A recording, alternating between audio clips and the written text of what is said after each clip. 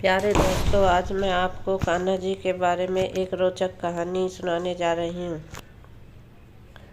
भगवान कृष्ण की यह जीवनी हमेशा मेरे रोंगटे खड़े कर देती है, क्योंकि यह कहानी हमें बता रही है कि भगवान कृष्ण को अपने सच्चे भक्तों से कितना प्यार है, चाहे उनका धर्म और जाति कुछ भी हो।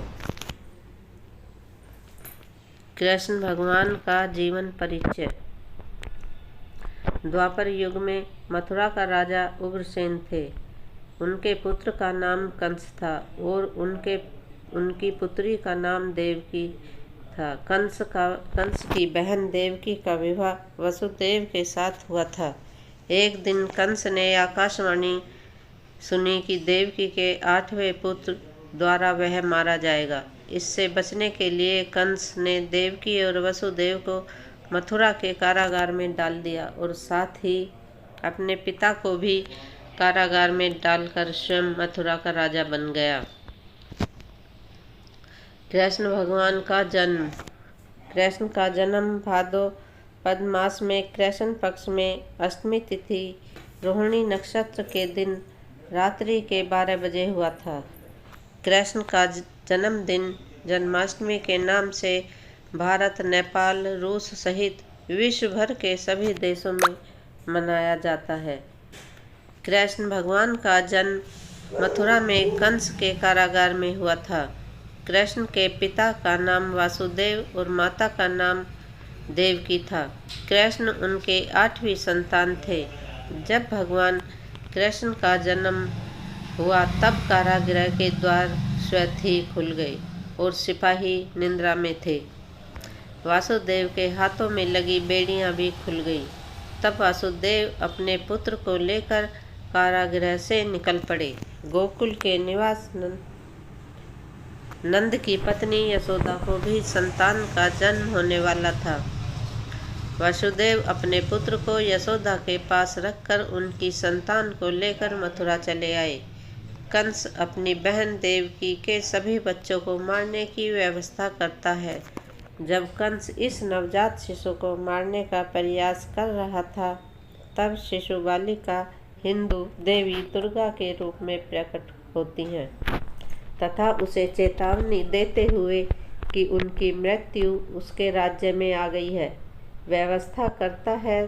जब कंस इस नवजात शिशु को मारने का प्रयास कर रहा था, तब शिशु बालिका देवी दुर्गा के रूप में प्रकट होती हैं तथा उसे चेतावनी देते हुए उनकी मृत्यु उसके राज्य में आ गई है। कृष्ण की बचपन की कहानी। कृष्ण भगवान के एक बहन और एक भाई थे। कृष्ण भगवान भाई का नाम बलराम और बहन का नाम सुभद्रा था। अपने जन्म के कुछ समय बाद ही कंस द्वारा भेजी गई राक्षसी पूतना का वध किया। उसके बाद शक्टासुर, तृणाव्रत आदि राक्षस का वध किया। बाद में गोकुल छोड़कर नंदगांव आ गए।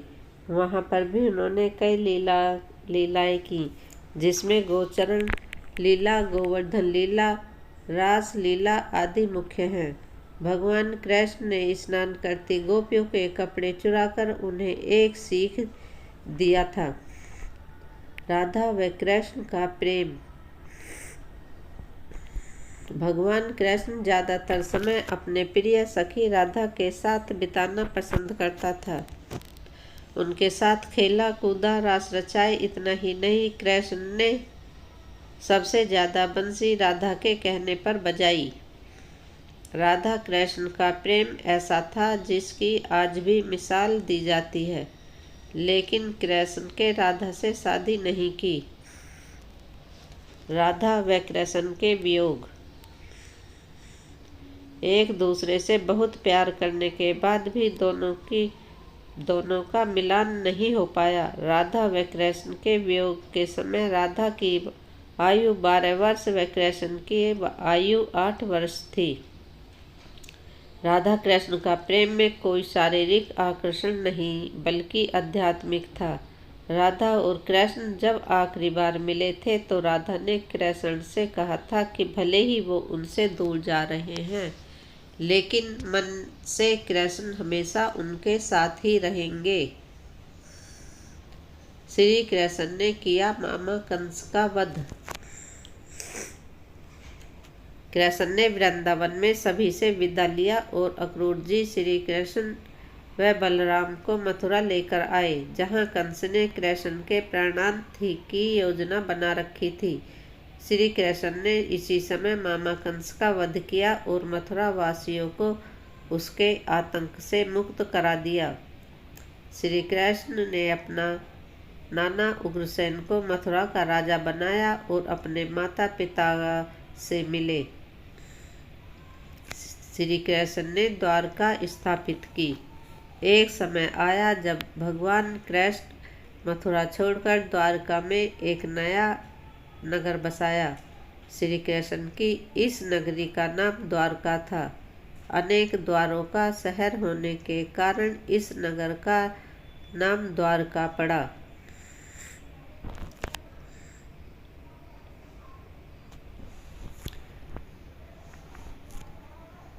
श्री कृष्ण का विवाह। श्री कृष्ण के पहली पत्नी देवी रुक्मिणी थी। रुक्मिणी अपनी बुद्धिमता, सौंदर्य और न्यायप्रिय व्यवहार के लिए प्रसिद्ध थी। रुक्मिणी जी का पूरा बचपन श्री कृष्ण की साहस और वीरता की कहानियाँ सुनते हुए बीता था। देवी रुक्मिणी को कृष्ण से प्रेम हो गया था। देवी रुक्मिणी विदर्भ के राजा भीष्मक की पुत्री थी। रुक्मिणी जी का भाई का नाम रुक्मी था और वो अपनी बहन का विवाह शिशुपाल से करना चाहता था। रुक्मिणी ने प्रेम पत्र लिखकर ब्राह्मण कन्या सुनंदा के हाथ श्री कृष्ण के पास भेज दिया। जब उन्हें रुक्मिणी का प्रेम पत्र मिला तो प्रेम पत्र पढ़कर कृष्ण को समझ आया कि रुक्मिणी जी संकट में है। तब कृष्ण ने रुक्मिणी जी का अपहरण करके विवाह किया था। इसके बाद भगवान श्री कृष्ण ने सत्यभामा, जामवंती, कालिंदी, मित्रवंदा, नागजिती, भद्रा और लक्ष्मणा से शादी की थी। ऐसा कहा जाता है श्री कृष्ण की रानियों की संख्या 16,000 से अधिक थी। कृष्ण सुदामा की मित्रता।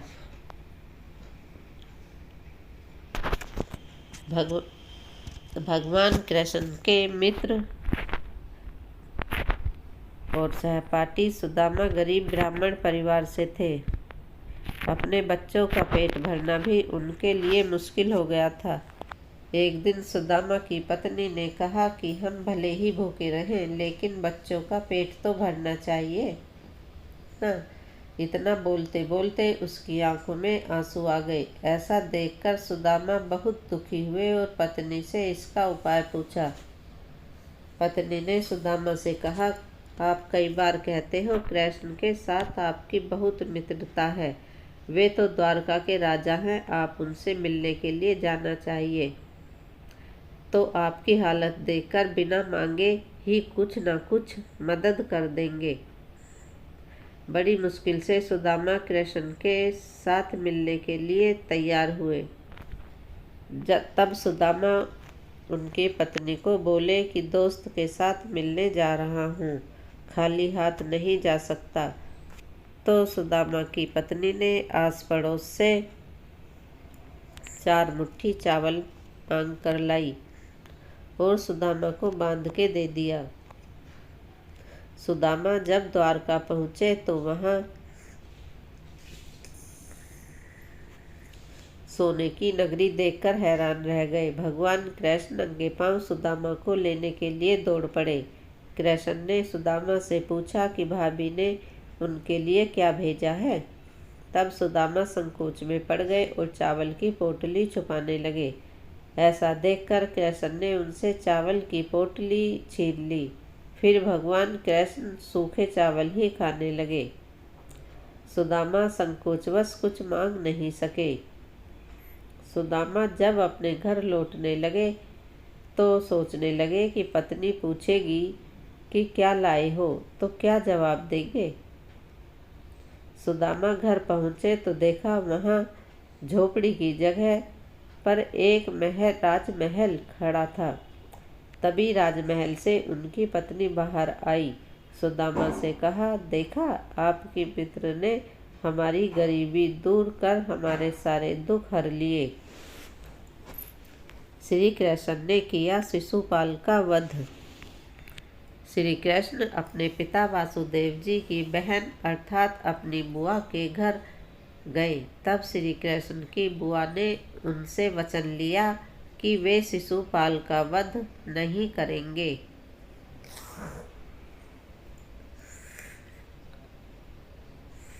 अपनी बहन को भी दुखी नहीं करना चाहते थे, अतः उन्होंने वचन दिया कि वे शिशुपाल की 100 गलतियां क्षमा कर देंगे, परंतु 101 भी भूल पर वे उसे अवश्य दंडित करेंगे। महाभारत काल में राजकुमार युधिष्ठिर के युवा राज्याभिषेक के समय शिशुपाल श्री कृष्ण को अपशब्द कहे जा रहा था, लेकिन अपनी बुआ को दिए वचन के लिए कृष्ण चुप थे, लेकिन शिशुपाल अपमान किए जा रहा था। अपमान करते करते उसे ज्ञात नहीं रहा कि कितने पाप किए, और 100 अपशब्द पूरा होने के बाद जब 101 अपशब्द कहा, तब भगवान श्री कृष्ण ने अपने सुदर्शन चक्र का आह्वान किया और इससे शिशुपाल का वध कर दिया। महाभारत युद्ध।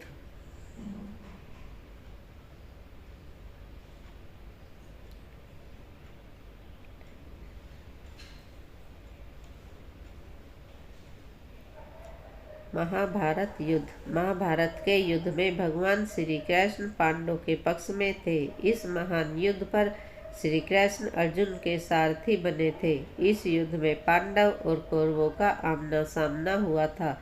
महाभारत युद्ध 18 दिन तक चला था और अंत में जीत पांडवों की हुई थी।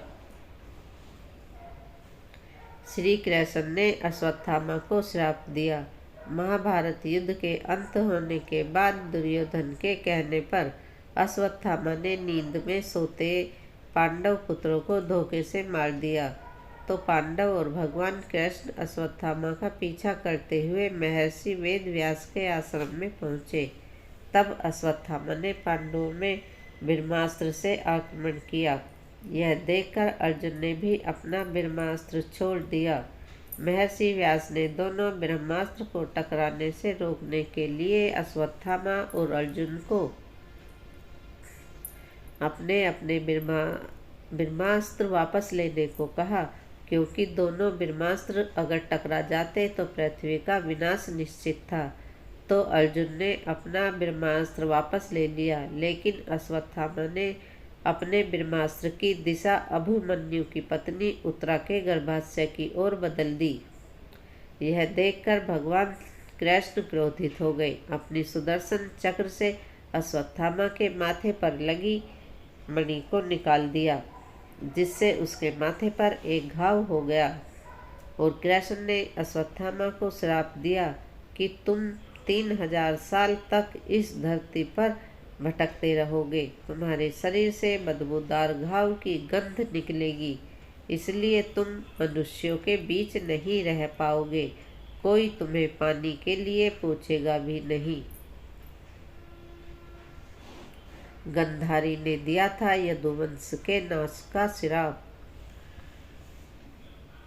18 दिन चले महाभारत के युद्ध के अंत में पांडवों की जीत हुई और कौरवों के समस्त कुल का नाश हुआ। जब हस्तिनापुर में युधिष्ठिर का राज तिलक हो रहा था, माता गांधारी ने महाभारत युद्ध के लिए श्री कृष्ण को दोषी ठहराते हुए श्राप दिया कि जिस प्रकार कौरवों के वंश का नाश हुआ है, ठीक उसी प्रकार यदुवंश का भी नाश होगा। बलराम जी के देह त्यागने के बाद एक दिन श्री कृष्ण पीपल के नीचे ध्यान की मुद्रा में बैठे हुए थे।